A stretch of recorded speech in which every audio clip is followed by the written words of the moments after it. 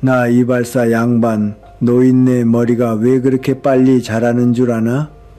어느 겨울 아침 머리를 깎으러 온 낯선 노인이 거울 속의 저를 보며 그렇게 물었습니다. 저는 가위질을 멈추고 웃었지요. 농담인 줄 알았거든요. 그런데 그 노인이 이어서 한 말에 저는 손에 든 가위를 놓칠 뻔했습니다. 요양원 가 있는 노인들 머리가 제일 빨리 자란다네. 몸은 아직 살겠다고 저렇게 밀어 올리는데 정작 본인은 벌써 자라기를 그만뒀거든. 자네 장모님 머리 요새 얼마 만에 한 번씩 깎아드리나. 저는 그 자리에서 등골이 서늘해 졌습니다. 여러분, 저는 남한테 속아서 이 이야기를 시작하는 게 아닙니다. 저는 저한테 속았습니다. 좋은데 모셨다는 말 한마디로 저는 3년을 저 자신을 속였어요. 그게 어떤 거짓말이었는지 오늘 처음으로 소리내어 말해보려 합니다. 저는 올해 74 나상철이라고 합니다. 이 동네 골목 어귀에서 이발소를 45년 했습니다. 3,000명은 넘게 깎았을 겁니다. 갓난쟁이 베넷머리부터 영정 사진 앞머리까지요. 이발소라는 데가 그렇습니다. 의자에 앉혀놓고 뒤통수를 만지다 보면 그 사람 평생이 다 만져집니다. 무슨 일 하는지, 요새 속이 편한지, 잠을 자는지 손끝으로 다 압니다. 그래서 저는 45년 동안 이 동네 노인네들 사연을 원 없이 들었습니다. 3년 전에 아내를 먼저 보내고 나서는 그 사연들이 더 크게 들리기 시작하더군요. 오늘 저는 여러분께 네 사람 이야기를 하겠습니다. 제 의자에 앉았다간 세 노인, 그리고 제 장모 한 분, 네 사람이 어떻게 무너졌는지, 무엇이 그들을 먼저 꺼트렸는지 말씀드리겠습니다. 그런데 그중 한 가지, 제일 중요한 한 가지는 맨 마지막에 말씀드리겠습니다. 왜냐하면 그게 제일 작아 보이는 것이거든요. 제일 작고 제일 하찮아 보여서 다들 그냥 지나칩니다. 그런데 45년 가위질을 한 제 손이 압니다. 사람을 먼저 꺼트리는 건 늘 그 작은 겁니다. 큰 병이 아니라요. 그 이야기는 맨 끝에 하겠습니다. 지금은 우선 그 겨울 아침 낯선 노인이 왜 제 장모머리 이야기를 꺼냈는지 거기서부터 풀어보겠습니다. 제 이발소 단골 중에 오만수 어른이라고 계셨습니다. 그해 81 하셨어요. 이 골목에서 자전거포를 50년 하신 분입니다. 우리 동네 어지간한 집 자전거는 다 그 양반 손을 거쳤지요. 저 어릴 적 타던 짐 자전거도 그 어른이 고쳐줬으니까요.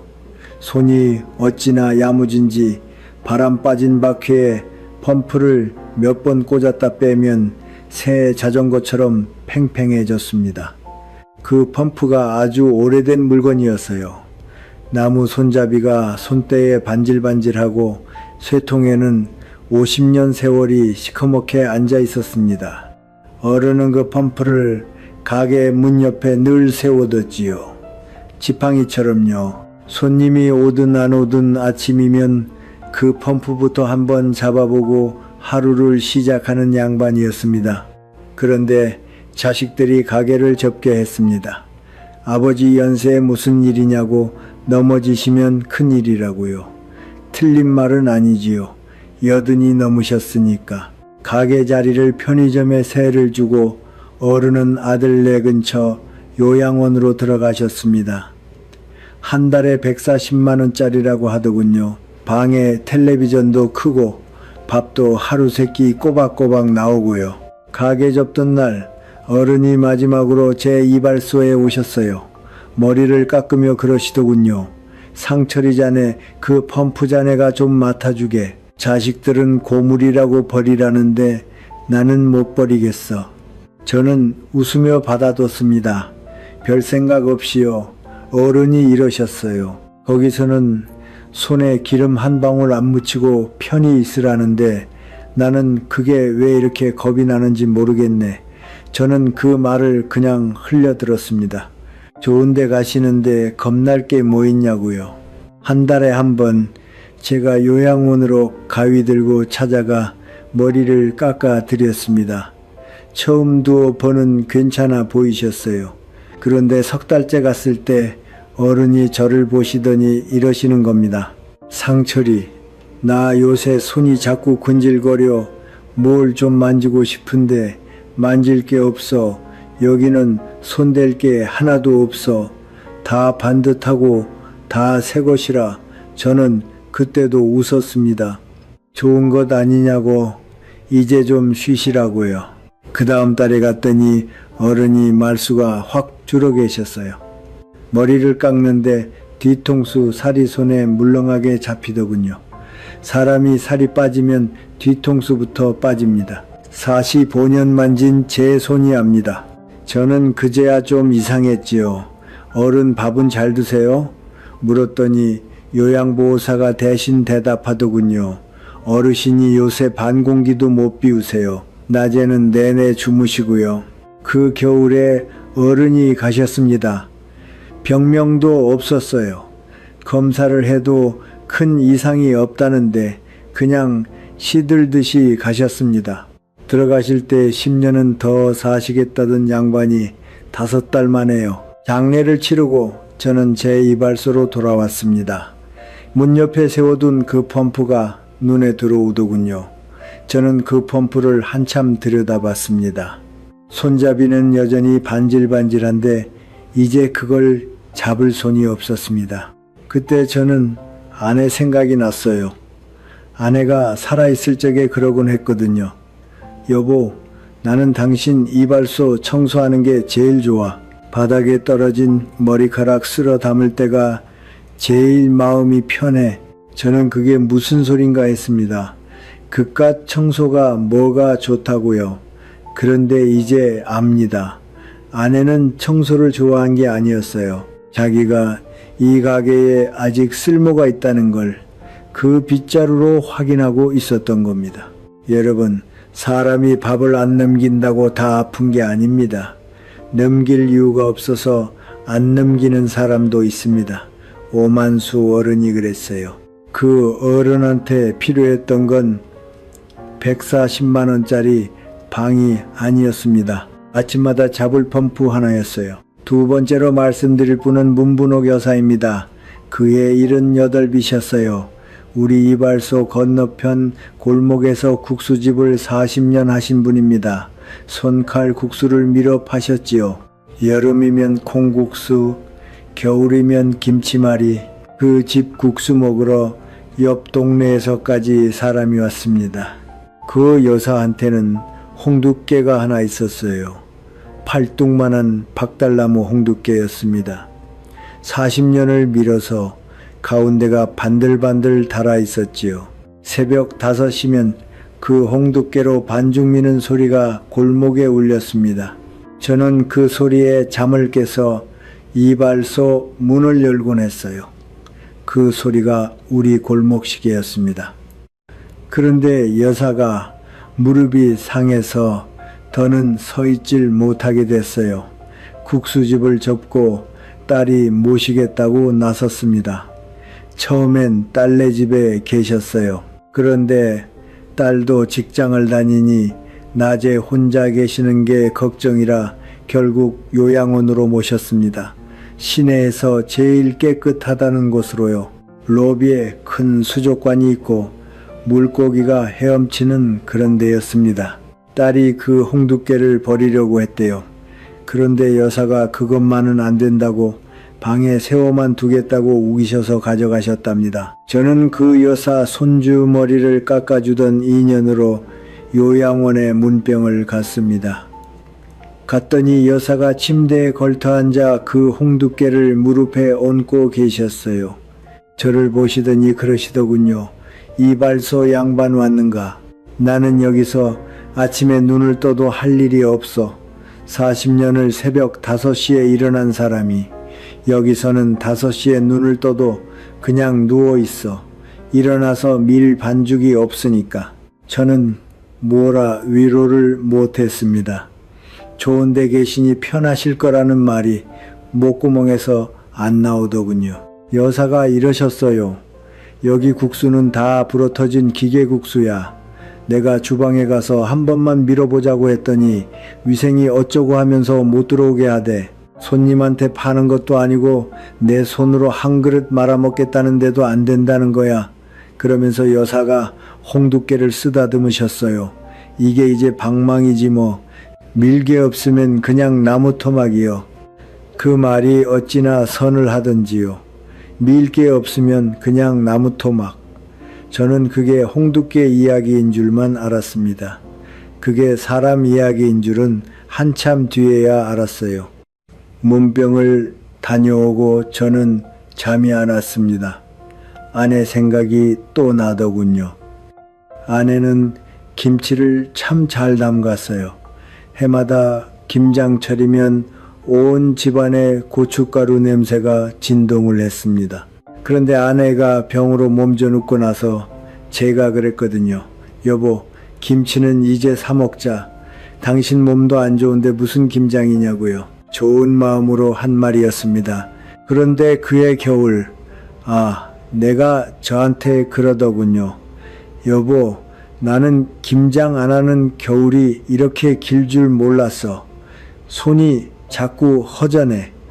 저는 그때 그 말뜻을 몰랐습니다. 편히 쉬라고 한 건데 왜 저러나 싶었어요. 아내는 그 겨울을 넘기고 이듬해 봄에 갔습니다. 저는 지금도 후회합니다. 그해 김장을 못하게 한 것을요. 배추 20포기 그거 담그다 힘드셨어도 아내는 그 겨울을 다르게 났을 겁니다. 여러분, 문분옥 여사가 요양원에서 시들어간 건 그 요양원이 나빠서가 아닙니다. 로비에 수족관도 있고 밥도 잘 나오는 좋은 곳이었어요. 다만 그 좋은 곳에 여사의 홍두깨를 놓을 자리가 없었을 뿐입니다. 새벽 5시에 밀 반죽 한 덩이가 없었을 뿐이에요. 여사도 그 애를 못 넘기실 뻔했습니다. 그런데 이 여사는 살아나셨어요. 어떻게 살아나셨는지는 뒤에 가서 다시 말씀드리겠습니다. 세 번째 어른 이야기부터 먼저 들으셔야 그 차이가 보이거든요. 왜 어떤 어른은 무너지고 어떤 어른은 살아나는지 그 갈림길을 세 번째와 네 번째 이야기에서 똑똑히 보실 겁니다. 세 번째 어른은 강재출 어른입니다. 그해 84이셨어요. 평생 목수를 하신 분입니다. 이 동네 오래된 집들 대들 보며 문지방이며 그 어른 손 안 간 데가 없었지요. 저희 이발소 나무 의자도 그 어른이 짜준 겁니다. 40년이 넘었는데 아직도 삐걱 소리 하나 안 납니다. 그 어른한테는 대패가 있었어요. 손잡이가 소나기에 딱 맞게 다른 오래된 대패였습니다. 그 어른이 대패밥을 밀어내면 나무가 비단결처럼 반들반들해졌지요. 어른은 늘 그러셨어요. 나무는 거짓말을 안 해. 깎은 만큼 매끈해지고 정성 들인 만큼 오래가. 사람도 그래야 하는데 말이야. 그 어른이 다리에 힘이 빠져 요양원으로 가셨습니다. 아들이 효자였어요. 제일 좋은 데로 모셨습니다. 마당에 어르신들 산책하시라고 새로 길을 깔았다는 그런 요양원이었지요. 그런데 바로 그 산책로가 문제였습니다. 원래 그 요양원 마당에는 어르신들이 소일 삼아 손보던 텃밭이 있었대요. 강재출 어른은 거기서 나무 팻말도 깎고 부러진 평상도 고치고 하셨답니다. 목수 손이 어디 가나요? 마당에 굴러다니는 나무만 봐도 뭘 만들고 싶어 손이 근질거리는 양반이었으니까요. 그런데 어느 해 부호자들 민원이 들어왔답니다. 노인이 연장을 만지다 다치면 어쩌냐. 돈 내고 맡겼는데 왜 일을 시키냐고요. 요양원은 텃밭을 갈아엎고 그 자리에 반질반질한 산책로를 깔았습니다. 고무바닥에 은색 손잡이가 달린 보기에 참 좋은 길이었지요. 그리고 어른들 연장은 위험하다고 다 걷어갔습니다. 강재출 어른의 그 대패도요. 제가 그 어른 머리를 깎으러 갔을 때 어른이 저를 붙들고 그러셨어요. 상철이, 여기 사람들이 내 대패를 가져갔어. 위험하다고. 나는 그 대패로 60년을 먹고 살았는데 이제 그게 흉기라는 거야. 어른의 손이 떨리고 있었습니다. 상철이, 내 손이 이렇게 멀쩡한데 깎을 게 없어. 나무 한 토막만 있으면 되는데 그것도 못하게 해. 저는 그 손을 봤습니다. 84년을 나무를 깎은 손이었어요.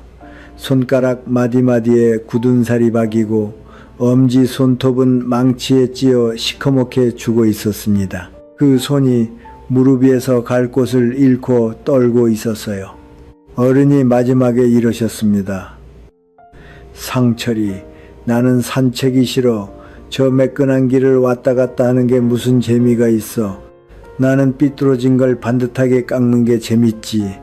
이미 반듯한 길을 걷는 건 재미가 없어. 나 같은 사람은 고칠 게 있어야 사는 사람이야. 저는 그 말에 아무 대답을 못했습니다.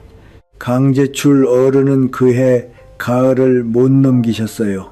산책로가 깔린 지 반년 만이었습니다. 그 어른뿐이 아니었대요.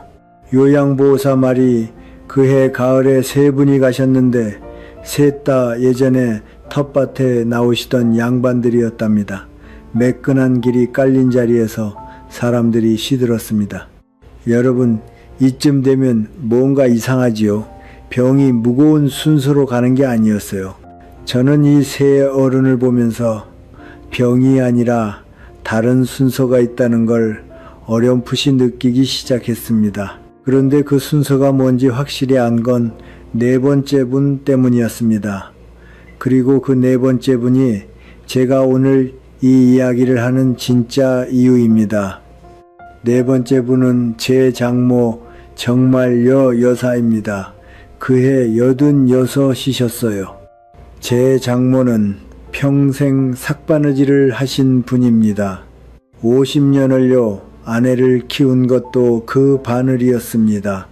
남의 옷 깁고 이불 호청 갈고 동네 아이들 교복 줄여주고 그 삭수로 딸 하나를 대학까지 보내셨어요. 제 아내가 그 딸입니다. 장모한테는 골무가 하나 있었습니다. 가죽 골무였어요. 50년을 껴서 손가락 모양대로 늘어나고 색이 다 바랬지요. 저는 처가에 갈 때마다 그 골무를 봤습니다. 장모 오른손 가운데 손가락에는 늘 그 골무가 끼워져 있었어요. 밥 드실 때 빼놓고는 잘 때도 끼고 주무신다고 했으니까요. 아내가 먼저 가고 나서 장모가 부쩍 쇠하셨습니다. 딸을 앞세운 어미 마음이 오죽했겠습니까? 저 혼자 처가 왕래를 하며 장모를 챙겼는데 아무래도 사위손이 딸 손 같지가 않지요. 그래서 처남들과 상의 끝에 장모를 요양원으로 모시기로 했습니다. 모시던 날 제가 사무실에서 이렇게 말했습니다. 우리 장모님, 여기서는 아무것도 안 하시게 해주세요.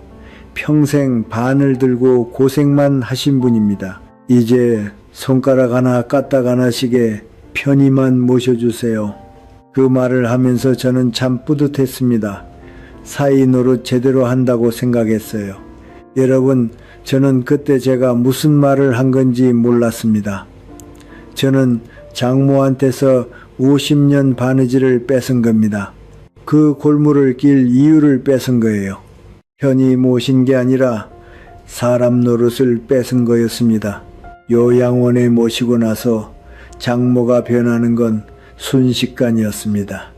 처음엔 좋아 보였어요. 깨끗한 옷에 머리도 곱게 빗겨 있고 밥도 꼬박꼬박 나오고요. 저는 사진을 찍어 처남들한테 보냈습니다. 장모님 얼굴 좋으시다고 잘 모셨다고요.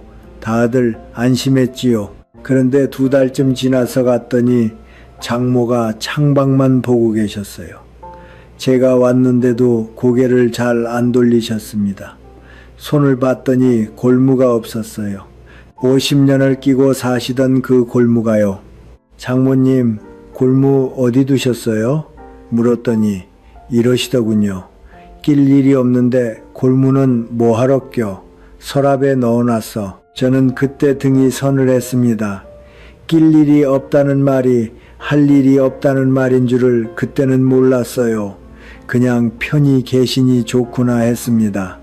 3달째 갔을 때 장모 손을 잡아봤습니다. 50년 바늘을 잡던 손이었어요. 가운데 손가락 끝에는 바늘에 찔린 자국이 굳은 살로 박여 있었지요. 그런데 그 손이 아기 손처럼 말랑말랑해져 있었습니다. 굳은 살이 물러져 있었어요. 저는 웃으며 그랬습니다. 장모님 손이 고와지셨네요. 장모가 창밖을 보며 그러시더군요. 일을 안 하니까 그렇지 뭐. 저는 그때도 그게 좋은 일인 줄 알았습니다. 장모 손이 고와졌다고 이제 편히 쉬시는구나 했어요. 여러분, 그게 제 원조입니다. 저는 오만수 어른의 펌프를 안타까워했습니다. 문분옥 여사의 홍두깨를 가여워했어요. 강제출 어른의 대패를 두고 요양원을 원망했습니다. 그런데 정작 제 장모 골무는 제 손으로 서랍에 넣게 만든 겁니다. 남들이 어른들 연장 뺏는 걸 손가락질하면서 저는 제 장모 손에서 바늘을 뺏었어요. 그것도 사랑이라는 이름으로요. 넉 달째 장모 몸무게가 5kg이 빠졌습니다. 밥은 반 공기를 못 비우시고 낮에는 내내 주무신다고 했어요. 병원에서 검사를 다 했는데 의사가 그러더군요. 검사상 큰 이상은 없습니다. 병명이 없어요. 그런데 이런 경우가 제일 어렵습니다. 약을 쓸 데가 없거든요. 병명이 없다는 말. 저는 그 말이 그렇게 무서운 줄 그때 처음 알았습니다. 그러던 어느 겨울 아침이었습니다. 낯선 노인이 제 이발소에 머리를 깎으러 왔어요. 알고 보니 그 어른이 예전에 요양원을 30년 운영하던 원장이었습니다. 원을 2개나 하다가 다 정리하고 지금은 본인이 요양원에 들어가 산다는 양반이었어요. 그 어른이 제 손끝을 보더니 그러시더군요. 자네 손 뭘 오래 만진 손이구먼. 그러다 문득 물으셨습니다. 노인네, 머리가 왜 그렇게 빨리 자라는 줄 아나? 저는 몰랐지요. 그 어른이 이러셨어요. 몸은 아직 살겠다고 머리카락을 저렇게 밀어 올려. 손톱도 자라고 머리도 자라고 몸은 마지막까지 살려고 발버둥을 쳐. 그런데 정작 사람은 벌써 살기를 그만둔 경우가 있어. 몸보다 마음이 먼저 죽은 거야. 그런 노인일수록 머리가 더 빨리 자라. 몸 혼자 남아서 애를 쓰거든. 저는 소름이 돋았습니다. 그리고 물었어요. 어르신, 그럼 사람이 요양원에서 왜 그렇게 빨리 무너집니까? 제 장모도 병명이 없이 시들어가는데 대체 왜 그럽니까? 그 어른이 가히 소리 나는 제 이발소에서 30년 원장하며 본 걸 저한테 다 말해줬습니다. 자네, 사람들이 뭘 착각하는 줄 아나? 요양원에서 어른들이 병 무거운 순서로 가는 줄 알아. 아니야. 할 일을 뺏긴 순서로 가. 나는 그걸 30년 장부에서 봤어. 몸이 성해도 손에서 일을 뺏기면 그 사람부터가. 몸이 아파도 손에 일이 쥐어져 있으면 그 사람은 버텨. 저는 그제야 알았습니다. 오만수 어른, 강제출 어른, 그리고 제 장모, 이 3분이 왜 가셨는지 병이 무거워서가 아니었어요. 손에서 펌프를, 대패를, 바늘을 뺏긴 순서대로 무너진 겁니다. 그러니까 이건 4가지 이야기가 아니었습니다. 하나였어요. 종류가 다른 4사람이 아니라 같은 일이 4번 벌어진 겁니다. 손에서 일이 사라지면 사람이 꺼진다. 그 하나요. 그리고 원장 어른이 마지막에 이렇게 말했습니다. 이게 제일 무서운 게 뭔 줄 아나? 그 불을 끄는 손이 대개 자식 손이라는 거야. 남이 못하게 하는 게 아니야. 제일 사랑하는 자식이 이제 좀 쉬시라며 끄는 거야. 나도 그랬거든. 그 어른의 목소리가 거기서 잠겼습니다. 알고 보니 그 원장 어른도 국밥집 50년 하던 자기 어머니를 제일 좋은 방에 모셔놓고 손끝 하나 까딱 못하게 하다가 9달 만에 잃은 사람이었습니다. 어머니 베개 밑에서 나중에 마른 고추 몇 개가 나왔대요. 언젠가 담글 깍두기 양념이라고 식당 반찬을 몰래 모아두셨던 겁니다. 여러분, 아까 제가 맨 마지막에 말씀드리겠다던 게 있지요. 제일 작아 보이는 것, 그게 바로 이겁니다. 어른들 손에 쥐어드릴 그 하찮은 일감 하나, 범프 한 번, 반죽 한 덩이, 나무 한 토막, 바늘 한 쌈, 그 작은 게 140만 원짜리 방보다 사람을 오래 살립니다. 너무 작아서 다들 그냥 지나칩니다. 그런데 사람을 살리는 건 늘 그 작은 겁니다. 그날 이후 저는 완전히 달라졌습니다. 먼저 요양원에 찾아가 석 달 전과 정반대의 말을 했어요. 우리 장모님, 일 좀 하게 해주세요. 원장 눈이 동그래지더군요. 아무것도 안 하시게 해달라던 사람이 갑자기 일을 시켜달라니까요. 저는 각서라도 쓰겠다고 했습니다. 바늘에 찔리든 어디 부딪히든 문제 삼지 않겠다고요. 그렇게 장모 손에 다시 바늘을 쥐어드렸습니다. 서랍에 넣어뒀던 그 골무를 다시 꺼내드렸어요. 장모님, 이 양말 뒤꿈치 터진 것 좀 기워주세요. 세탁소는 영 미덥지가 않아서요. 이거 장모님 아니면 안 돼요. 장모가 픽 웃으시더군요. 다 늙은 게 인제 바늘기가 보이려나. 그러면서도 손은 벌써 골무를 끼고 계셨습니다. 여러분, 그 다음이 신기합니다. 일감받은 날은 장모가 밥을 더 드셨어요. 전화 목소리도 달라지고요. 2달이 지나니 빠졌던 5kg 중에 2kg이 돌아왔습니다. 요양원 다른 어른들 옷도 기워주기 시작하셨어요. 직원들이 어느새 우리 장모를 정말요 여사님이라고 부르더군요. 몇 호실 할머니가 아니라요. 문분옥 여사도 그렇게 살아나셨습니다. 제가 그 요양원 원장을 설득했어요. 주방 한 구석에서 반죽 미는 것만 허락해 달라고요.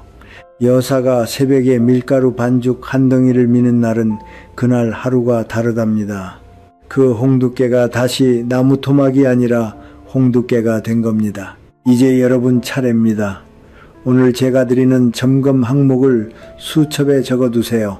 하나, 부모님이 요새 예전에 늘 하시던 걱정을 안 하십니까? 김장 걱정, 텃밭 걱정, 손주 걱정, 그런 걱정이 사라졌다면 그건 편해지신 게 아니라 놓으신 겁니다. 둘, 부모님 손을 만져보세요. 평생 일하던 굳은 살이 물러지고 손이 고와졌다면 조용해진 게 아니라 꺼져가는 겁니다. 셋, 부모님 손에 지금 뭐가 들려 있습니까? 바늘이든 홈이든 행주든 뭐라도 들려 있으면 다행입니다. 두 손이 무릎 위에 가지런히 놓여만 있다면 오늘부터 뭐든 하나 쥐어드리세요. 넷, 시설을 알아보는 분이 계시거든 로비 샹들리에 보지 말고 어르신들 손을 보세요. 그리고 직원이 어르신을 뭐라고 부르는지 들어보세요. 묘토실 할머니가 아니라 이름 석자로 부르는 곳이라야 사람을 사람으로 보는 겁니다. 이 중에 2개만 해당돼도 오늘 밤 당장 뭐라도 하나 하셔야 합니다. 그 하나는 돈이 한 푼도 안 듭니다. 오늘 밤 부모님이 계시다면 전화 한 통 드리세요. 식사하셨냐고, 별일 없으시냐고 묻지 마세요. 그 말은 부모님을 손님으로 만듭니다. 대신 숙제를 하나 내드리세요. 엄마, 그 된장찌개 어떻게 끓이는 거야? 다음에 갈 때까지 좀 적어놔줘.